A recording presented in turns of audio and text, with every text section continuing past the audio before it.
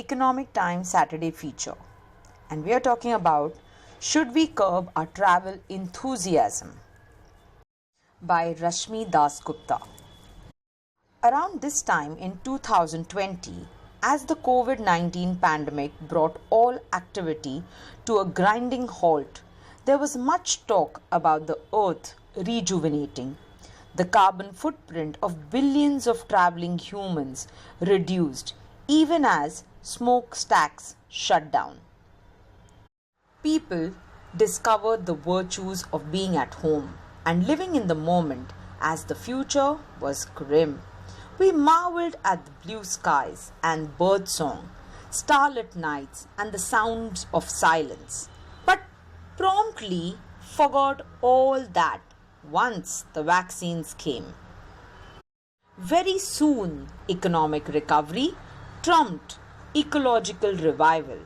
Everyone wanted to go everywhere once again, as often as possible.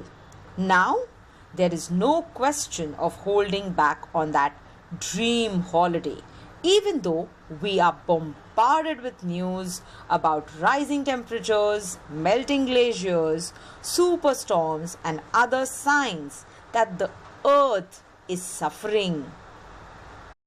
Unless the spectre of death hangs over us like a pandemic, we humans seem incapable of restraint, even as we claim to be evolved.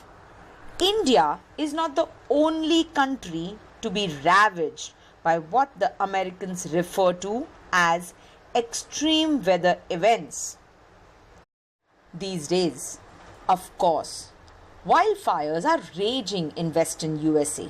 Floods ravaged eastern Africa this May. Drought is causing panic in southern Italy. And an unseasonal downpour even put a dampener on the opening of the Olympic Games in Paris. But the landslides in Wayanad this week should galvanize Indians into becoming proactive about saving our countryside. For one simple reason, we are now the world's most populous nation. No matter how many new destinations we create or old destinations we upgrade, there will always be too many of us who want to get there, and spells danger for our already endangered ecosystems. Particularly since India is not the world's largest nation in terms of area. We are only the 7th on that count. Russia is by far the biggest, followed by Canada, USA, China, Brazil, and Australia. At independence, we were just 340 million strong.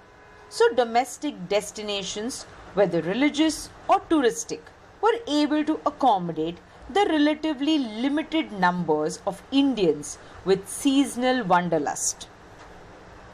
Trains' berths were not tough to book, even if airline connectivity was limited. Buses and cars also did their bit, but as the population skyrocketed, every mode of transport eventually became inadequate, and now practically every destination is overcrowded too. India does not have that luxury of space. So multi-lane highways are carved into fragile hillsides in the north and south to increase accessibility for more people. More factories produce more vehicles. Rivers are dammed to provide the 24/7 electricity that increased economic activity demands. Hotels and shops mushroom on every available mountain, beach, and riverbank. But this can still never be enough as long as there are 1.4 billion of us hankering for more of everything. Can the solution be as radical as not increasing accessibility or upgrading at the cost of ecosystems? Unlikely. Can the number of people or vehicles heading for a place be capped? Unlikely. Or can we Indians temper our enthusiasm for travel so that the pressure of tourism does not spur excessive development in our overcrowded homeland, leading to catastrophes like the Vayanand landslides? I would prefer that voluntary option to save our planet rather than another pandemic.